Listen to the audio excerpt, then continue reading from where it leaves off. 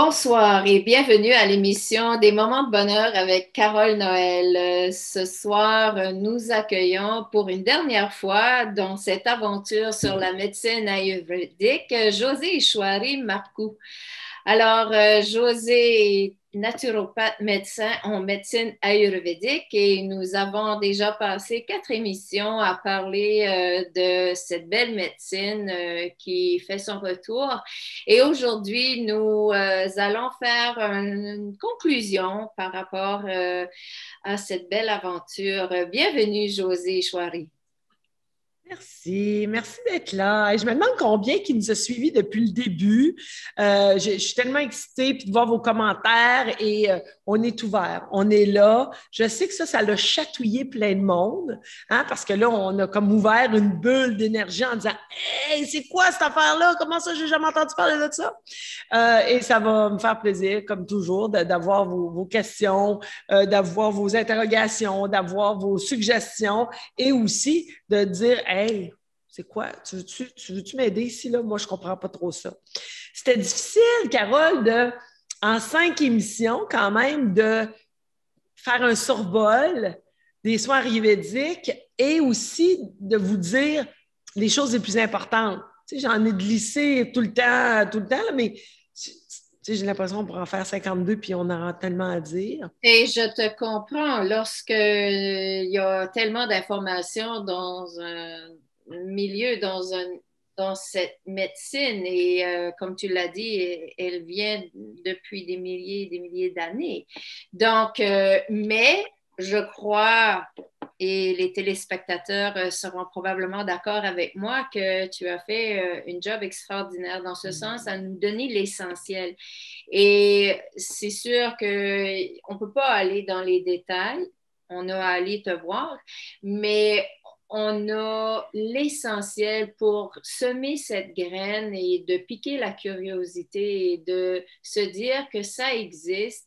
Et bien des fois, si on ne peut pas régler nos problématiques physiologiques ou énergétiques ou mentales, émotionnelles, alors on sait que ceci peut exister comme une autre méthode. Et c'était beaucoup l'intention avec ces émissions. Et aujourd'hui, c'était difficile de dire qu'est-ce qui pourrait être le plus à service pour vous autres à la maison, pour toi, Carole, et tous les auditeurs, parce qu'on sait que ça va probablement jouer longtemps, ces émissions-là. C'est du classique vraiment dans l'apprentissage des soins ayurvédiques. Aujourd'hui, ce que j'ai décidé de vous offrir, c'est les protocoles ayurvédiques, parce qu'on sait que souvent, le système digestif, c'est lui qui gère le party. Alors, quand on ne digère pas bien, et là, quand je dis digère, j'y vais autant avec le cerveau. Alors, quand, exemple, on a une relation qui vient d'être terminée, puis on ne la digère pas, celle-là, ou quand on ne digère pas la salade trop épicée ou le spaghetti à maman trop épicé, quand on ne digère pas le repas que notre chum nous a fait, puis qu'il était supposé nous faire de ça, puis il nous a fait de ça.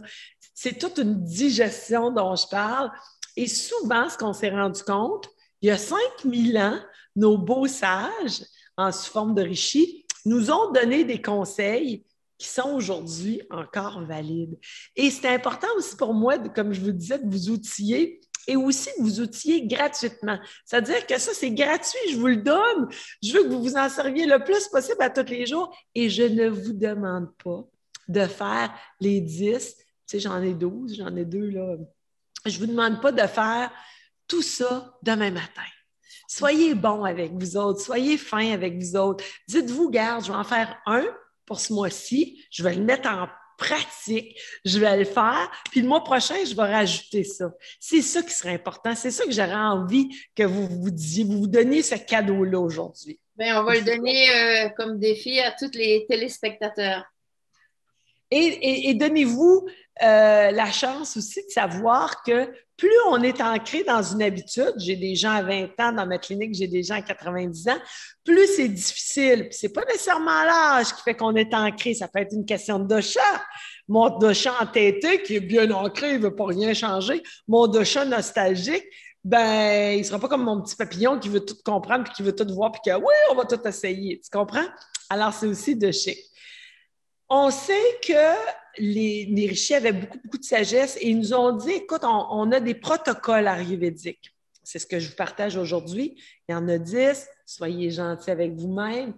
Le premier, c'est quand on mange, on pourrait-tu manger dans quelque chose de beau?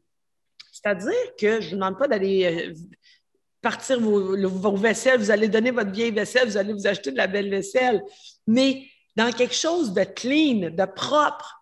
Alors, si ton bureau il est submergé de plein d'affaires, ta cuisine, c'est le bordel, il y a du stock partout, tu vas-tu vraiment manger tranquille avec l'esprit tranquille? Tu vas t'asseoir, tu vas-tu vraiment manger avec une capacité de dire c'est bon. Et moi, j'ai des enfants là, que ça dit ça. C'est bon en mangeant. Oh my gosh, c'est bon. Je fais ça moi aussi, José. Je savoure tellement ma nourriture, j'aime tellement manger. Je suis toujours, je dis toujours que je fais l'amour avec ma nourriture. Yes to this. Yes. Yes, madame. C'est ça qui est bon. Il faut savourer. Mais quand tu as la cuisine qui est en désordre, tu vas-tu vraiment apprécier ta bouffe? Tu vas dire, hey, non, mais ça, il faut que je dise ça. Hey, ça, il n'y a pas parti de la vaisselle le matin. Ah, j'avais demandé de ranger ça. Tu comprends? Là, la tête part, puis on n'est pas là, mais pas du tout. C'est le stress, c'est ça. Ouais.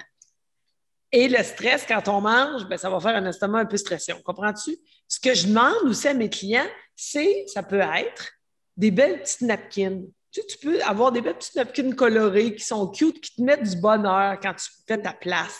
Quand tu fais ta place, que ce soit avec un petit napperon, que ce soit avec ton bol, que ce soit... Bien, place-les avec amour. Tu vas t'asseoir sur cette chaise-là puis tu vas les déguster. Ce que je demande aussi, c'est des fleurs. Moi, là, quand les gens me connaissent et veulent me faire plaisir, ils m'amènent des fleurs. Ça, il n'y a pas plus beau cadeau pour moi. Puis, je n'ai pas besoin des fleurs que tu as achetées chez le fleuriste à 150 $. Va les cueillir dans le champ, puis pas de mollet. Puis moi, je m'en fous s'il y a des petites fourmis après. Je vais les accepter, mes petites fourmis, puis je vais les savourer, à les regarder, tu comprends? Alors, c'est important pour moi de mettre ça beau quand on mange, que ce soit propre et qu'il n'y ait pas d'autres sons. Alors, tu sais, on a parlé des 5 sens. Alors, moi, j'aime mieux manger en tranquillité. Comme je vous l'ai dit aussi au show précédent, c'est pas le temps de commencer à engueuler notre chum ou notre enfant. On va aller en nulle part avec ça. Alors, on mange en paix, tranquille. Ce que je veux vous dire là-dessus aussi, c'est que j'anticipe, moi, ce que je mange. Je suis comme un bébé. Alors, demain matin, j'ai mon déjeuner déjà en tête. Je vais faire ça, je vais faire ça, je vais faire ça. Ça veut dire que j'ai déjà ma cellule déjà, ma glande salivaire qui commence déjà à dire « Oh, ça va être bon, amène-moi ça! » Parce que manger, c'est la vie. C'est ça qu'on met dans notre corps. C'est notre carburant. C'est ça qui fait que l'auto, elle va de A à B. Et plus on met du bon carburant, plus on a une belle énergie. Alors, c'est important de commencer à saliver, à dire, regarde, c'est ça, je vais manger à midi. Hey, c'est ça, j'ai le goût de faire ça ce soir. Plus on cuisine, les amis à la maison, plus on aime cuisiner. Parce qu'on a une belle énergie, puis on veut la propager, puis on veut tellement se nourrir. Alors ça, c'était ma première. Deuxième règle, là, les religieux ou les non-religieux, regardez, on va respirer, OK? On dit faire une prière avant de manger. Si votre Dieu, il est important, vous en faites une prière à votre Dieu. Moi, j'aime bien faire une prière avec 3 inspirations. La première, c'est quand je regarde dans mon assiette, je vais regarder d'où ça vient. Et là, je le vois physiquement, là, mon petit fermier qui s'en va faire le foin, puis qui m'amène ce pain-là, puis ce grain-là. Ma deuxième inspiration, je vois la personne qui le met sur les étagères. Je le vois. Elle a le beau sourire, elle est super contente de travailler là, puis elle amène ça, ses étagères. La troisième, c'est la personne qui l'a cuisiné. Puis quand c'est moi, je me souris. Good job, girl! You did good job! Alors, ces 3 inspirations, pourquoi? Parce qu'on prend un moment d'arrêt. On dit non merci. Maman, papa à la maison, moi en clinique, je dis toujours à mes clients, fais-le devant tes jeunes. Et on me dit souvent, hey, l'autre fois, je ne l'ai pas fait. Puis tu sais quoi? C'est ma grande qui m'a dit, maman, c'est quoi cette affaire-là? On n'a pas fait nos remerciements, on n'a pas fait notre gratitude. Bravo. Quand on commence en gratitude, Ça va tellement mieux. J'ai même des gens qui ont rajouté ça, qui ont dit, écoute, je me lève trop vite après avoir mangé. J'ai pris 3 inspirations de gratitude à la fin, parce que sinon, je partais trop vite. Puis toi, là, je t'aurais rendu, moi, à mon autre appel. Alors, je voulais vraiment prendre le temps. J'ai fait 3 autres belles inspirations et gratitude. Ça ne coûte rien. C'est merveilleux. L'autre, c'est on va mastiquer notre nourriture. Je le vois sur votre langue quand vous ne mastiquez pas. Je le vois sur votre langue quand vous mangez trop vite. Mais là, vous allez me dire, oui, mais je vais comment mastiquer? Tu sais, ben, regarde, on commencera pas à compter, là, 1, 2, 3, ça, c'est plate au bout. On est tous sensés, on est tous intelligents. Alors, on va mastiquer jusqu'à temps que ça soit liquide pour que quand on va, puis là, je ne vous donne pas toutes les raisons du physique puis du métaphysique, mais, tu sais, les enzymes, là, pour qu'ils commencent à bouger, là, ça va pas mal mieux si tout est mastiqué. Puis ça va s'assimiler mieux aussi. Alors, ceci étant dit, plus on mastique, mieux ça va être. Souvent, honnêtement, vous allez vous-même me dire « Hey, j'ai mangé bien trop vite. J'ai mangé comme ça. » Je te dis, mon smoothies, là, je le prends sur mon banc de même. Mais un instant, tu veux prendre un smoothie, tu prends le temps de le déguster. Il n'y a rien à mastiquer, je suis bien d'accord, mais prends le temps de le savourer.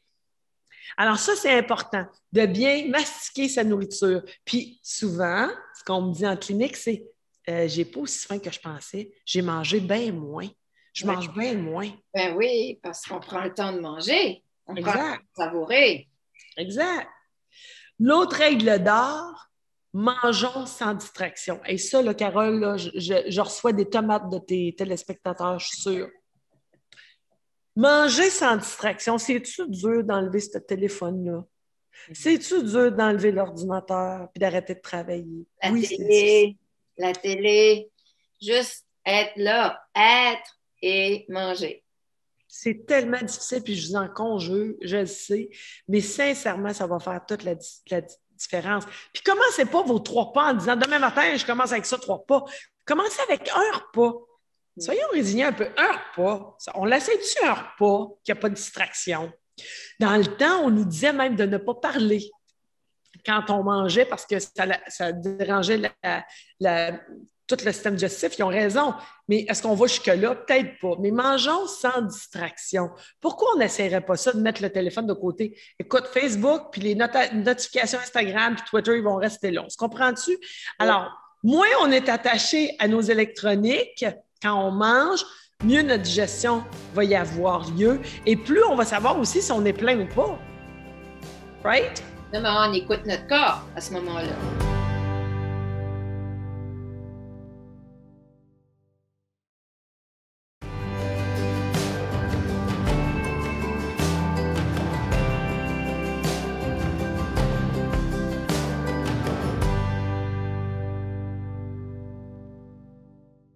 Quand je parle de distraction aussi, je veux parler au niveau émotionnel. C'est-à-dire, est-ce que quand vous mangez, vous dites hey, là, j'ai-tu fait mes devoirs? Hey, là, j'ai-tu fait ça? Hey, là, il va falloir que j'oublie ça. Hey, là, regarde, là, tu manges, tu n'as peut-être pas d'électronique, mais c'est comme si tu n'avais, mon chum, parce que là, ta tête est partout.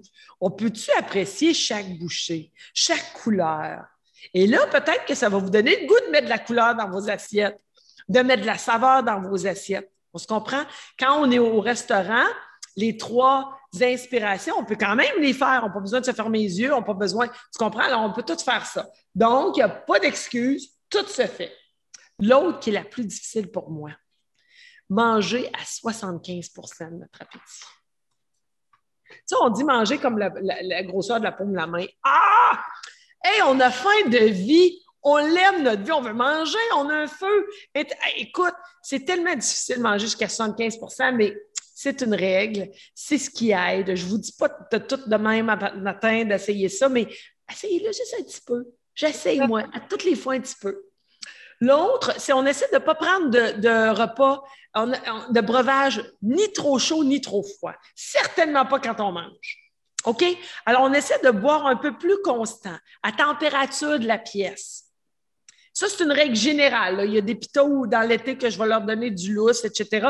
Mais c'est une règle générale. Et en mangeant, pas plus qu'une demi-tasse. Si on a mangé une soupe, naturellement, pas besoin de boire en mangeant. Mais ça, c'est pour d'autres raisons avec les enzymes et ce qui se fait.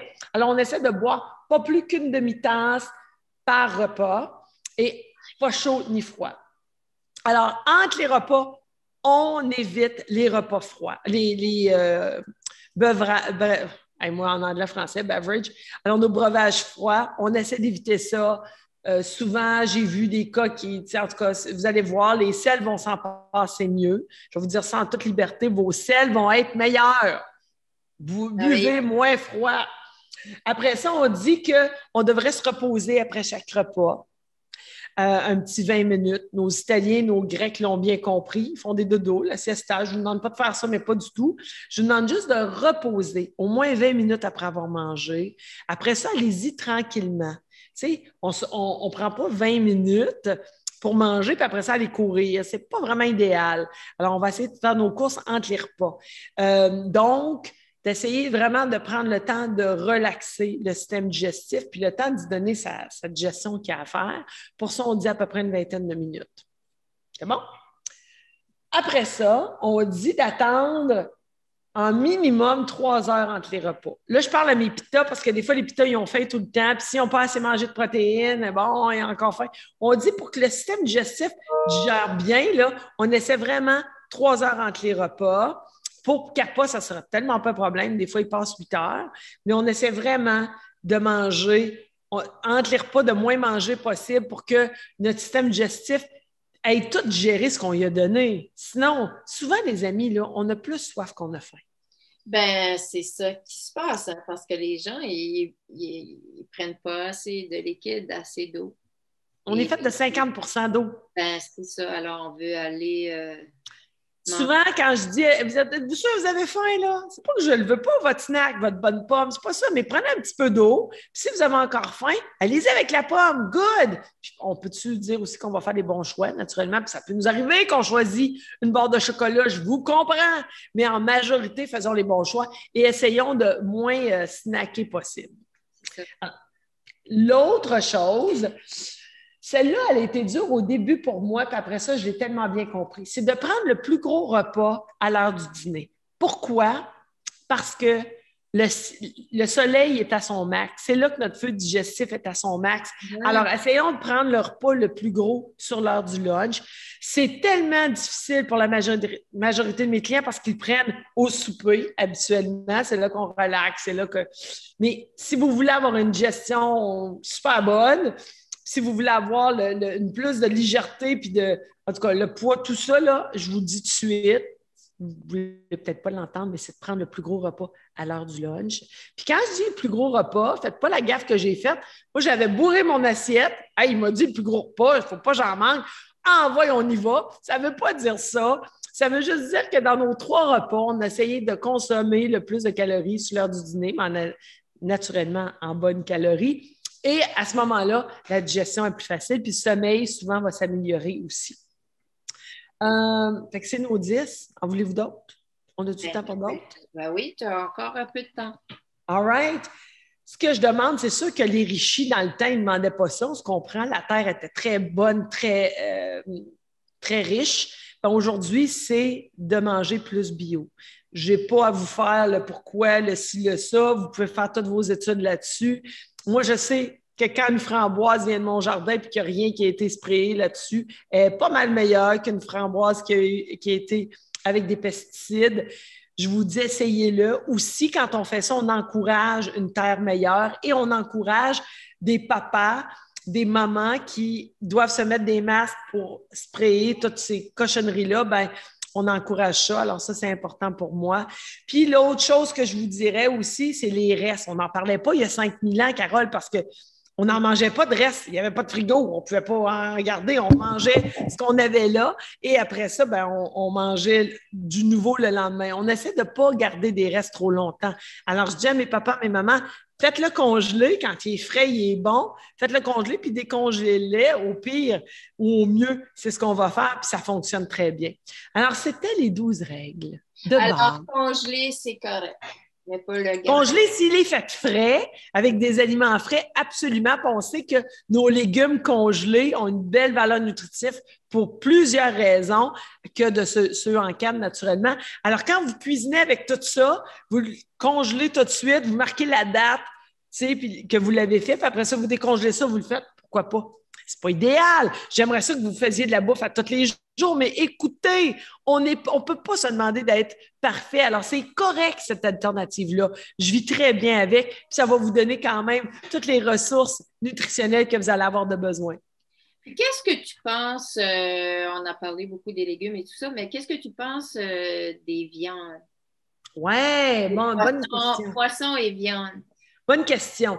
Alors, écoute, c'est sûr qu'en soins ayurvédiques, on prône pas la viande parce qu'on fait mal à quelqu'un, on fait mal à quelque chose qui pour nous a une âme. Alors, on tue pas nos frères, nos sœurs, on tuerait pas l'animal. Est-ce que certains doshas ont besoin de viande? Ben, moi, je te dirais que quand maman est enceinte, puis maman, elle est vata, exemple, puis elle n'a pas une bonne ossature, puis elle souffre, ben moi, je vais lui donner des bouillons de légumes, des bouillons de bœuf, sans problème. Je te dirais aussi que c'est chacun qui a sa conscience. Si tu manges un poisson et tu le manges, tu sais qu'il n'a pas été farmé, tu sais qu'il n'a pas été pris dans des coins racas. Lui, il a été naturel. Tu t'en vas à la pêche avec ton chum, t'aimes cet événement-là qui se passe avec toi, avec lui. Je me rappelle au Nunavut, je regardais cette madame-là pêcher, était tellement belle. Moi, je capotais. Elle pêchait son saumon. Puis j'avais juste envie d'y goûter à son saumon parce qu'il avait l'air tellement bon à cause d'elle, tu comprends? Moi, je dis manger avec amour et avec respect. Merci, José, parce que lorsque on suit aussi les études du docteur Emato et de toute l'énergie, de comment on peut changer au niveau énergétique, la nourriture et tout ce qui est autour de nous.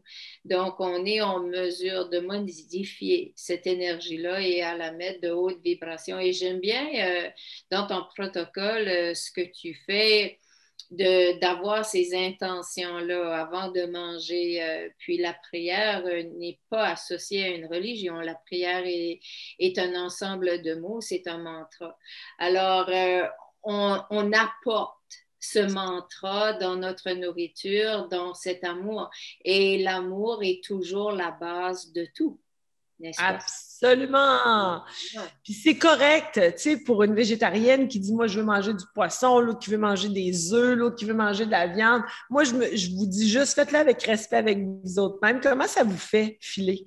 Quand tu manges ton steak, comment ça te fait filer? Tu sais, puis mon capa, quand je lui dis, hey, on va mettre un peu plus de légumes, il va... Ça va aussi doshique et ça va aussi situationnel. Ouais. Les femmes qui ont des grosses menstruations, qui sont vraiment, tu sais, la mélasse, c'est pas leur fort, ben, on va aller avec d'autres alternatives. Il faut être éveillé, ouvert. Encore là, est-ce qu'on peut choisir des viandes qui n'ont pas été abattues, qui n'ont pas été mis avec des antibiotiques, etc.? Tu comprends? Alors, si on vit bien avec cette nourriture-là qu'on se met dans le corps, puis on se sent bien avec ça, je me dis pourquoi pas. Est-ce qu'on pourrait manger moins de viande? Est-ce qu'on pourrait manger plus de légumes? Est-ce qu'on pourrait nourrir nos jeunes âmes, nos enfants, avec plus des produits complets? Oui. Alors, tout en fait, c'est d'avoir ce bel équilibre dans notre vie, mais surtout l'amour. Alors, l'amour est la base de tout. Donc, je te remercie énormément, José Ishwari, Marco, de nous avoir entretenus sur la médecine ayurvédique et de nous avoir partagé tes connaissances, partagé ta passion. Ce fut une aventure extraordinaire et je suis certaine que les téléspectateurs, on s'en réjouit. Donc, nous terminons là-dessus, plus d'amour et de paix sur cette magnifique terre, plus d'amour que nous aurons à bénéficier. Au revoir.